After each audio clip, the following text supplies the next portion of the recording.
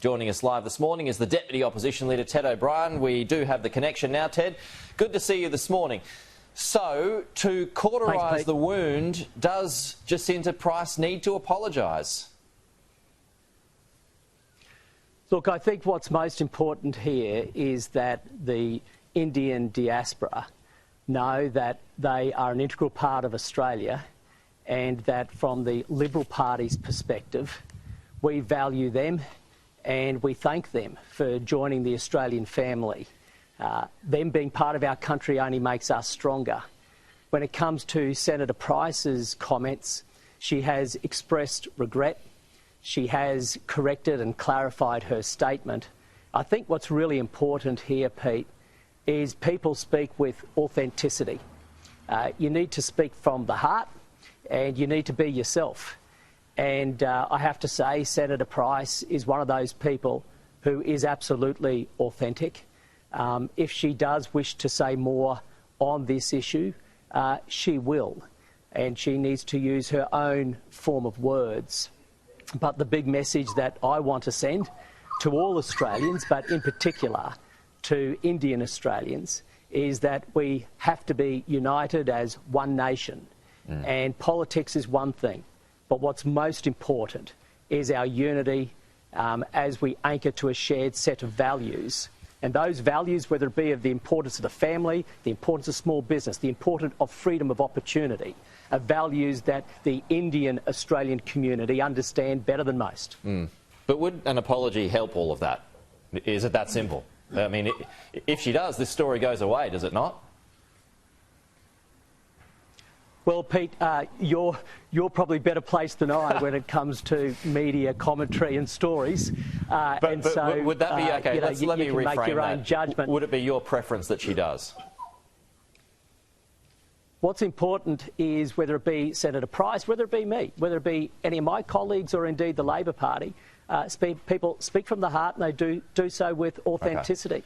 Well, Australians are smart people, right? So, you know, I don't believe that you can put a particular form of words like a script and say, you must say A, B, C. That's not authentic. You know, Senator Price has been very clear that she made a mistake because those words hurt people, and that was not her intention.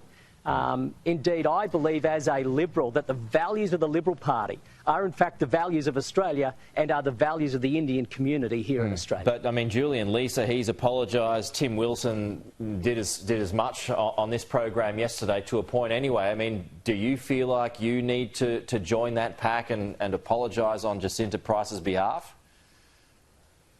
Well, I don't think it's a matter of joining a pack because that makes it sound, Pete, as though there are different packs. The extent to which anybody has been hurt by anything I or any of my colleagues have said, of course, as the Deputy Leader, I too express deep regret for that, and we need to make sure that we come together in a united fashion. Again, I believe the Liberal Party are the custodians of Australian values, and those Australian values are shared by the Indian Australian community more than most. And that is why I believe actually it's going to be the Liberal Party as the party of choice for the Indian Australian community, notwithstanding these current difficulties. So, along with Susan, I mean, are you involved in talks behind the scenes here, Ted? I mean, is there this private push to encourage her to do so? Pete, I don't blame you for a moment asking about sort of internal conversations, but forgive me, I won't go through, you know, internal conversations that I had. That's all right. I've never been like that. No, I'm not going to start. So Ted, what this is all doing, it's stopping you from talking about other matters that are important to the country and other things and comments that the government is making. One of them is that it's delaying, maybe even overhauling, its planned raid on super accounts above $3 million. According to reports last week, there's a concern about it being anti-aspirational. Are you pleased about that a rethink is on the way? Yeah, I am pleased, Pete, because there's no doubt that Labor's plan to increase taxes on superannuation accounts, to cross a red line in tax law, is absolutely repugnant. The Labor Party should stop it immediately. We've been calling for that. as have so many other people. I mean, even Paul Keating is saying this is a bad move. This is super big, it's super bad. It is going to hurt literally millions of Australians. But Labor can't stop its spending spree.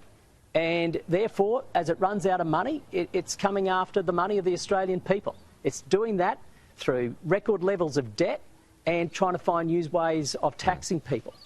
But, you know, this superannuation tax, the idea that you can tax people for theoretical profits. So money hasn't even hit the bank account, may never hit the bank account, and this government wants to go and tax people for it. This is how desperate they are because they can't stop their spending spree. We'll see where that ends up. And just a final one here, Ted, in your state, the Queensland Coalition Government, it's going to put an end date on coal and outline its 5-year energy roadmap next month. Your thoughts ahead of that? It's going to be on October 10. Well, the great thing about what the Queensland LNP are doing, Pete, is they're being driven by economics and engineering when it comes to their energy plan.